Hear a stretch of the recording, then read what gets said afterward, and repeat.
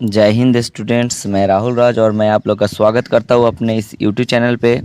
और यह मेरा क्लास 10th का केमिस्ट्री का क्लास है, वीडियो है। और इसमें मैं आप लोग केमिस्ट्री पीरियोडिक टेबल पढ़ा रहा हूँ। इससे पहले मैंने 3 वीडियो डाल चुका हूँ, और आप लोग अगर वो वीडियो नहीं देखें तो पहली बार उस वीडियो को जाकर देख ले। उसमें मैंने आपको introduction of the periodic table, Dobereiner triads, mainly periodic tables का introduction, Newlands octave rules and the characters of the mainly periodic table के बारे में बताया था।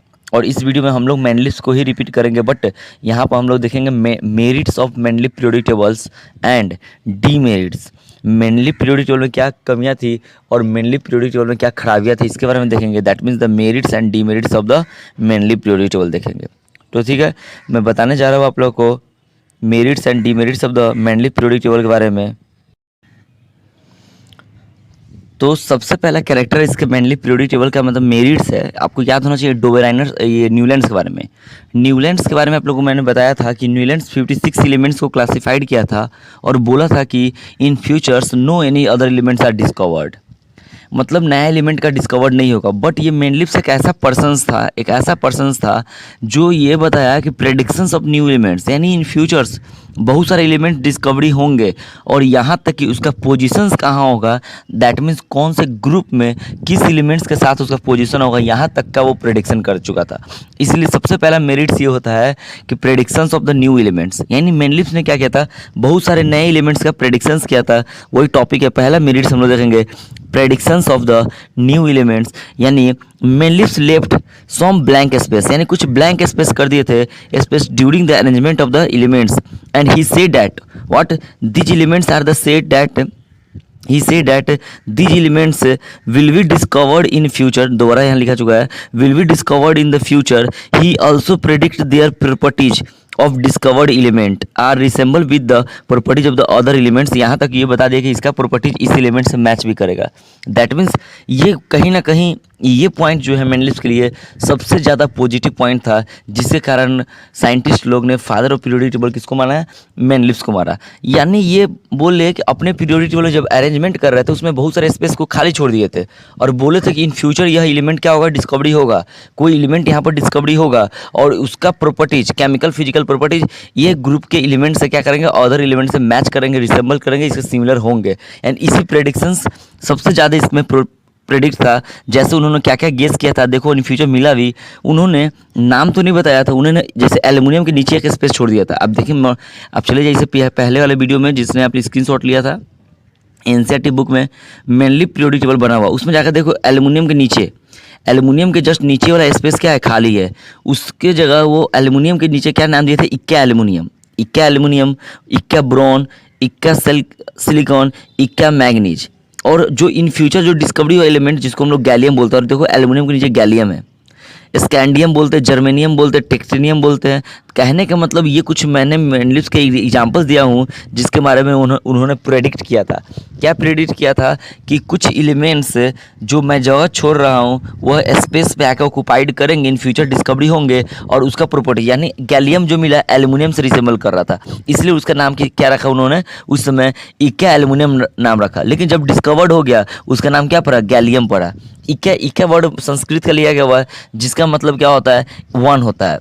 इक्का मीन्स वन होता है, एक position below, that mean one position नीचे। इक्का मतलब होता है एक पोजीशन नीचे। तो चले जाएंगे हम लोग एल्युमिनियम को, अगर एक कॉलम नीचे चले मॉडर्न पीरियोडिक में चले जाओ और देखो एल्युमिनियम को, और एल्युमिनियम के जस्ट नीचे आएंगे तो हम लोग गैलियम दिखेगा। ठीक है, तो ये सबसे पहला उसका मेरिट था। इक्का मीन्स वन, एंड इक्का aluminium means one position below the aluminium. इक्का एल्युमिनियम, बोरोन, इक्का सिलिकॉन, इक्का मैग्नीज, और जो इन फ्यूचर मिला वो है।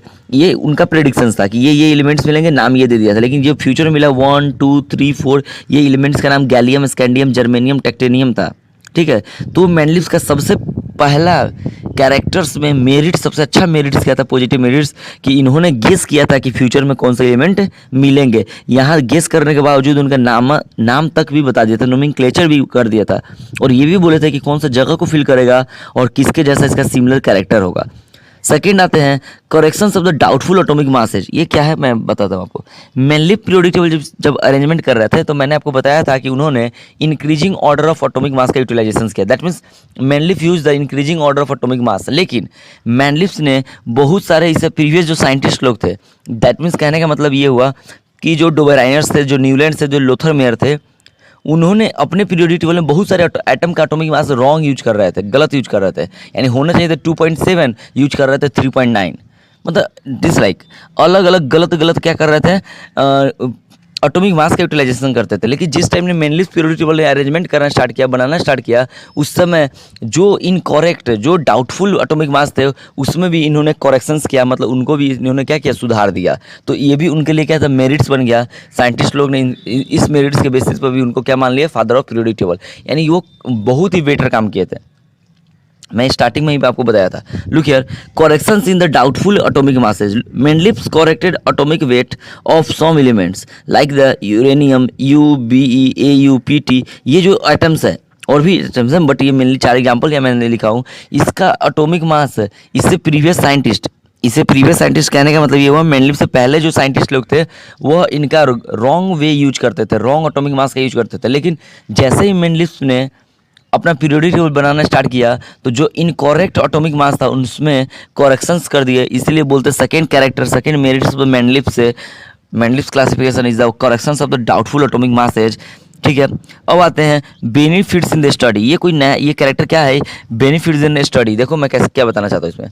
तो एक्चुअली एक ब्रॉड लेवल पर क्लासिफिकेशन किए थे मेनलिफ्स ने, और मैंने आपको पढ़ाया था why we need classification of the elements या why we form the periodic table. हम लोग पीरियोडिक टेबल क्यों बनाए थे, तो बोले थे ना प्रॉपर स्टडी के लिए बेनिफिट करेगा, स्टडी में, रिसर्च वर्क में, लैबोरेटरी वर्क में, ठीक है ना, ये सब में क्या करेगा, डिस्कवरी ऑफ न्यू एलिमेंट में क्या करेगा उसने, वह पीरियोडिक टेबल हम लोग को हेल्प करेगा। लेकिन इससे पहले वाले में भी ये हम लोग कैरेक्टर्स में जोड़ सकते थे। लेकिन जिससे पहले हम लोग पढ़े थे, इससे पहले जो हम लोग पढ़े थे, मेनलिफ से पहले न्यूलैंड्स पढ़े थे और डोबेराइनर्स पढ़े थे, वो 9 एलिमेंट्स और कोई ओनली 9 एलिमेंट्स और कोई ओनली 20 तक वैलिड एलिमेंट्स के बारे में था। तो उतना अच्छा बेनिफिट स्टडी में नहीं मिल रहा था। लेकिन मेनलिफ्स ने जितने भी एलिमेंट उसमें पता थे उसको एक ब्रॉड लेवल पर क्लासिफिकेशन किए थे। ब्रॉड लेवल पे ट्रू वे में बहुत ही बेटर वर्क में क्या किया, तो उन्होंने क्लासिफाइड कर दिया था। इसलिए उसके पीरियोडिक टेबल को हम लोग बोल सकते हैं it very the periodic table of Mendeleev's, mainly periodic table is helpful. वो क्या थे, ज़्यादा हेल्पफुल थे। तो बोल सकते हैं the Mendeleev's table make the study simplified क्यों, एंड सिस्टमैटिक। क्यों सिस्टमैटिक, क्योंकि इन्होंने कैरेक्टर केमिकल का यूज करके ग्रुप पीरियड बनाया था। ठीक है, knowing the properties of one element of a group. आपको मैंने बता चुका हूँ कि अगर एक ग्रुप है, ये मान लो एक ग्रुप है, तो इसमें अगर इस एलिमेंट का मुझे कैरेक्टर पता है तो इसके नीचे वाले सभी एलिमेंट का कैरेक्टर क्या हो जाएगा, पता चल जाएगा, सेम होगा। और मैंने बताया था क्यों, और जैसे मैं क्लियर करूँगा क्यों, क्योंकि जब मैं पढ़ाऊंगा मॉडर्न पीरियोडिक टेबल तो मॉडर्न पीरियोडिक टेबल आपको बताऊंगा क्यों एक ग्रुप का एलिमेंट्स का कैरेक्टर क्या होता है, सिमिलर होता है। बट अभी फिलहाल आज की क्लास तक, इस वीडियो तक हम लोग याद रख लेंगे कि the elements of a groups have the similar characters, हो केमिकल्स हो या फिजिकल्स हो। तो ये कहीं ना कहीं मेनलिफ्स का कैरेक्टर्स बन चुका था कि अगर आप जान जाते हैं एक एलिमेंट्स का कैरेक्टर किसी एक ग्रुप का, तो overall remaining element of that group you know about the characters, उसके कैरेक्टर के बारे में आप लोग क्या करेंगे, जान जाएंगे। तो ये था बेनिफिट्स इन द स्टडी। यानी ये क्या था, मेनलिफ्स के पीरियोडिक टेबल का मेरिट्स था। मैं रिपीट कर देता हूँ। सबसे पहला प्रेडिक्शंस किया था कि ये नया एलिमेंट डिस्कवर होंगे फ्यूचर में, उसका पोजीशन ये होगा, उनका कैरेक्टर इस एलिमेंट से रिसेंबल करेगा। दूसरा उन्होंने बताया था डाउटफुल एटॉमिक मास जो था उनको क्या किया, करेक्ट किया। और तीसरा जो उन्होंने बताया था, उनके द्वारा बनाए गए पीरियोडिक टेबल का फायदा ये हुआ, मेरिट ये निकला कि बेनिफिट हुआ स्टडी में, प्रॉपर स्टडी में बहुत ही बेनिफिट हुआ, क्योंकि उन्होंने केमिकल कैरेक्टर्स बेसिस पे ब्रॉड लेवल पे एलिमेंट का क्लासिफिकेशन किए हुए थे। अब आते हैं हम लोग मेरिट्स के बाद क्या कमियां रह गई। अब मैं इसमें एक चीज़ आपको बताना चाहता हूँ, ये मेरिट्स में हम लोग क्या कर सकते हैं, वो पीरियड्स और कॉलम्स के बारे में भी ऐड कर सकते हैं। अगर मेरिट्स कहीं 4th मार्क्स में आ जाए कि 4 नंबर में राइट द मेरिट्स ऑफ, तो आप पीरियड और ग्रुप के बारे में डिटेल्स और ये सब भी लिख सकते हैं, कोई दिक्कत नहीं है। दैट मीन्स द कैरेक्टर, इससे पहले वाले वीडियो में मैंने कैरेक्टर पढ़ाया था, characters of the mainly periodic table. आप उस कैरेक्टर का भी यूटिलाइजेशन कर सकते हैं, मेनली पीरियोडिक टेबल में आप कर सकते हैं। मैं यही बताना चाहता हूँ, अगर आप देखे नहीं है तो जाकर प्रीवियस वीडियो को देखें और वहाँ का कैरेक्टर को इसमें आप लोग ऐड कर लीजिएगा। आई होप और आप लोग स्क्रीनशॉट लेकर इसका नोट्स बना रहे होंगे। अब आते हैं हम लोग डीमेरिट्स। ये एटॉमिक जो क्लासिफिकेशन किए थे, एलिमेंट्स का जो क्लासिफिकेशन किए थे मैनलिफ्स ने, उसका डीमेरिट्स क्या था, क्या कमियां रह गई थी उसमें। इतना अच्छा काम करने के बावजूद भी कुछ से कुछ कमियां हो गई, तब तो हम लोग मॉडर्न पीरियोडिक टेबल बनाए। अगर मान लो मैंडलीफ का पीरियोडिक टेबल में कुछ कमियां ना होती, 0% कमियां होती, तो हम लोग उसी का यूज करते हैं आज पीरियोडिक टेबल। लेकिन हम लोग कौन सा पीरियोडिक टेबल यूज करते हैं, मॉडर्न पीरियोडिक टेबल। मतलब इससे ये क्लियर होता है कि मैनलीफ पीरियोडिक टेबल में कुछ ना कुछ कमियां थी, डीमेरिट्स था, ड्रॉबैक्स ऑफ द मैनलीफ पीरियोडिक टेबल हम लोग पढ़ने जा रहे हैं। तो सबसे पहला, ये मैंने कब से, इससे पहले वाले जस्ट वीडियो में बताया था कि मैनलीफ use the increasing order of atomic mass, या बताया था मैंने। लेकिन जस्ट उसी समय मैंने बोला था कि हम लोग डीमेरिट्स में पढ़ेंगे कि जहाँ उनको ज़रूरत लगेगा, कहीं कहीं उनको लगा कि नहीं, यहाँ इंक्रीजिंग की जगह पर डिक्रीजिंग सूटेबल होगा, तो उन्होंने अपने स्टेटमेंट के अगेंस्ट, अपने प्रिंसिपल के against decreasing order of atomic number, atomic mass, sorry number नहीं अभी तक, एटॉमिक मास का यूटिलाइजेशन किया। तो यही सबसे पहले उनका डिमेरिट्स बन गया कि आपने बोला इंक्रीजिंग ऑर्डर में सजाने के लिए, और आप ही ने कहीं ना कहीं इसको डिक्रीजिंग ऑर्डर में अरेंज कर लिया, तो ये डिमेरिट्स है। बट ये डिमेरिट्स उतना नेग्लिजिबल हो सकता है, क्यों? क्योंकि इस मुझे increasing decreasing is the mathematical things, यहाँ मुझे देखना है कैरेक्टर से आ रहा है कि नहीं आ रहा है, बट ओनली अपने स्टेटमेंट के अगेंस्ट गया, इसलिए इसको डिमेरिट्स में इंक्लूड कर देते हैं। बट उतना बड़ा ये डिमेरिट्स नहीं है जिसके अगेंस्ट हम लोग मैनलिफ्स को ब्लेम करें कि यस वो यूज किया था गलत अरेंजमेंट। लेकिन उतना भी ये कहीं ना कहीं हार्मफुल नहीं है, उतना भी एक ब्रॉड लेवल का ये डिमेरिट्स नहीं कह सकते इसको। तो जैसे क्या किया था मैनलिफ्स ने, wrong order of atomic masses, that means उनका इंक्रीजिंग ऑर्डर था, और क्या था लिखा हुआ है देखो यहाँ पर, एट द सम प्लेस, कुछ जगह पे Mendeleev's does not follow increasing order of atomic mass, यानी उसने फॉलो नहीं किया mass, he arrange the element in decreasing order of atomic mass. जैसे कुछ मैं एग्जांपल दिया हूँ, यहाँ देखो AR मतलब argon, potassium, THPA, TEI and CuNi, cobalt और निकेल। आज पता होगा कोबाल्ट के बाद निकेल आता है, nickel cobalt zinc, nickel cobalt zinc आता है कि नहीं आता है, लेकिन इन्होंने लिखा था कोबाल्ट और निकेल। आपको पता होगा निकेल कोबाल्ट आता है, निकेल के बाद कोबाल्ट आता है, इधर आता है, लेकिन इन्होंने क्या किया था, कोबाल्ट निकेल, ठीक है। तो इन्होंने क्या किया था, बहुत सारे एटॉमिक नंबर जो एटॉमिक मास का इंक्रीजिंग ऑर्डर का ना यूटिलाइजेशन करके डिक्रीजिंग ऑर्डर का यूटिलाइजेशन किया था। ये इनके लिए कहीं ना कहीं क्या हुआ था, इनके लिए एक डिमेरिट्स बन चुका था। अब हम लोग बात करेंगे नेक्स्ट चीज़ पे, पोजीशंस ऑफ द आइसोटोप्स। आपने 9th क्लास में, प्रीवियस क्लासेज में पढ़ा होगा पोजीशंस ऑफ आइसोटोप्स के बारे में। मैं आपको बताना चाहता हूँ आइसोटोप्स क्या होता है। जैसे एग्जांपल के थ्रू, हाइड्रोजन 1,1, हाइड्रोजन 1,2 और हाइड्रोजन 1,3। ये हाइड्रोजन का 3 आइसोटोप्स होता है, इसको बोलते हैं हाइड्रोनियम, प्रोटीनियम, ड्यूटेनियम और ट्राइटेनियम। ये हाइड्रोजन में क्या है, नीचे देखो, कोई भी एलिमेंट के नीचे जो लिखते हैं ये डाउनवर्ड में, इसको हम लोग बोलते हैं एटॉमिक नंबर, और ऊपर में लिखते हैं जो बोलते हैं मास नंबर। यानी कोई भी एलिमेंट ऊपर क्या है, मास नंबर है, और नीचे क्या है, एटॉमिक नंबर। आप देख सकते हैं ये हाइड्रोजन का H11, H12 और H13 में क्या है, एटॉमिक नंबर सेम है बट मास नंबर डिफरेंट है। जैसे कार्बन के बारे में देख लो, कार्बन के क्लोरीन देख लेते हैं। क्लोरीन का भी 2 आइसोटोप्स होता है, 1735, 35.5 बोल सकते हैं, 35, और क्लोरीन 1737, ठीक है। तो ये देखो एटॉमिक नंबर क्या है, सेम है, बट मास नंबर क्या है, डिफरेंट है। अब बताओ, ये क्लोरीन का 35.5 और 37 भी मास होता है कि नहीं? That means in periodic table इसका 2 जगह पोजीशन होना चाहिए, एक सेकंड और एक थर्ड नंबर में, या फर्स्ट और सेकंड, मतलब 2 जगह क्लोरीन का पोजीशन मिलना चाहिए था। किसके अकॉर्डिंग, मास के अकॉर्डिंग, क्योंकि मेनली पीरियोडिक टेबल हो, डोबेराइनर्स हो, न्यूलैंड्स हो, मास के अकॉर्डिंग सजाया था। आपको पता होना चाहिए एटॉमिक मास या मास नंबर ज़्यादा प्रॉपर रहेगा बोलना। Mass number of the isotopes are the different. जैसे अभी मैंने बात किया था हाइड्रोजन 1,1, 1,2, 1,3, हाइड्रोजन को 3 जगह डालना चाहिए था मैनलिफ्स को, लेकिन उन्होंने एक ही जगह डाला। बट उन्होंने क्या किया था, एटॉमिक मास के अकॉर्डिंग यूज किया था। तो आप हाइड्रोजन को 3 पोजीशन देना चाहिए था, लेकिन उन्होंने ऐसा नहीं किया, कोई कॉज भी नहीं बताया था।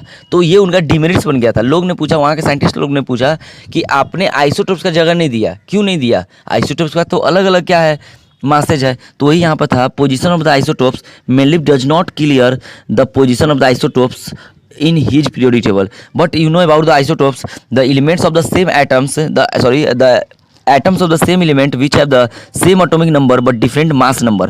यानी x मान लो कोई एलिमेंट है, लुक हियर, x कोई एलिमेंट है, तो नीचे लिखते हैं हम लोग z एटॉमिक नंबर, और ऊपर लिखते हैं एटॉमिक मास यानी मास नंबर लिखते हैं। ये डिफरेंट होगा, ये क्या होगा, डिफरेंट होगा, और ये क्या होगा, इक्वल होगा, सेम होगा। जैसे हाइड्रोजन 1,1, 1,2, 1,3, देखो समय 1,1 बराबर, लेकिन 2, 1, 2, 3 अलग अलग है। तो ये 3 जगह जाना चाहिए था, गया नहीं। ये भी उनका क्या बन गया, डिमेरिट्स बन गया। अब आते हैं नेक्स्ट हम लोग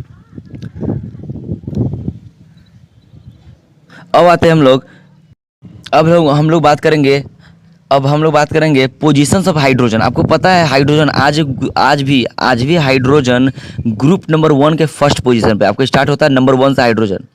लेकिन ये हाइड्रोजन ग्रुप नंबर 1 में डाला गया था मेंडलिव्स में और मॉडर्न पीरियोडिक टेबल में डाला गया हुआ है। और ग्रुप नंबर 17 के बारे में आपको पता होगा, हैलोजन फैमिली बोलते हैं क्लोरीन ब्रोमीन आयोडीन के बारे में।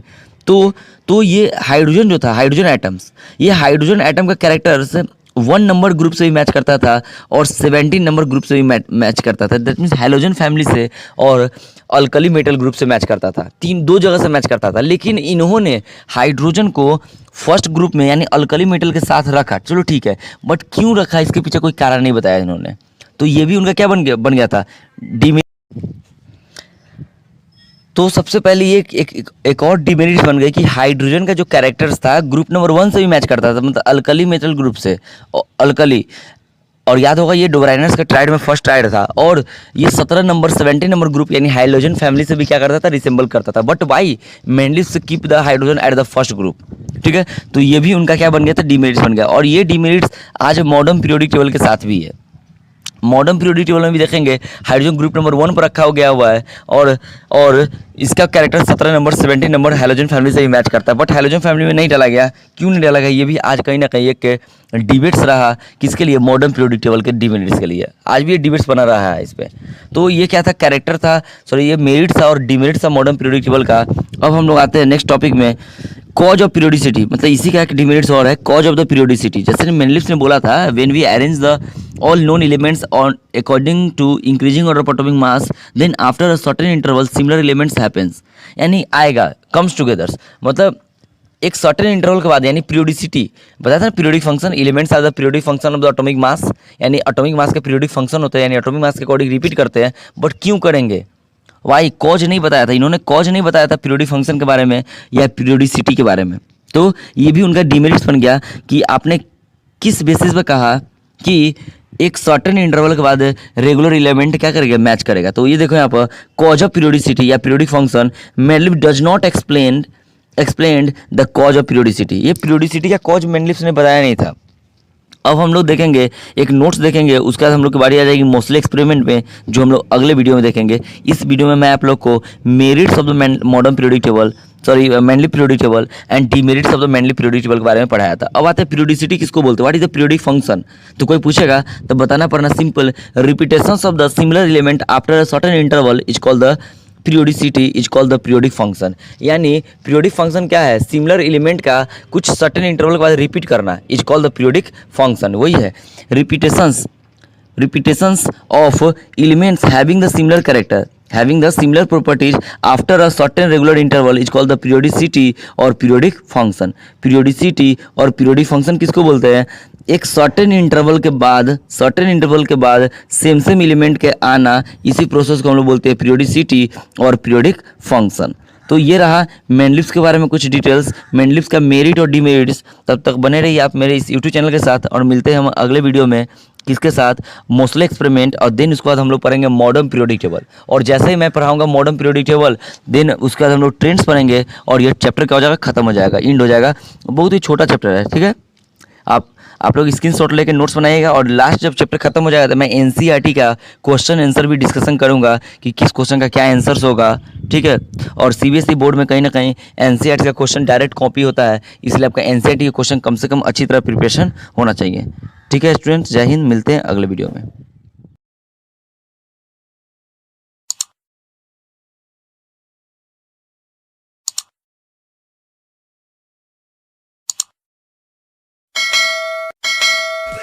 You make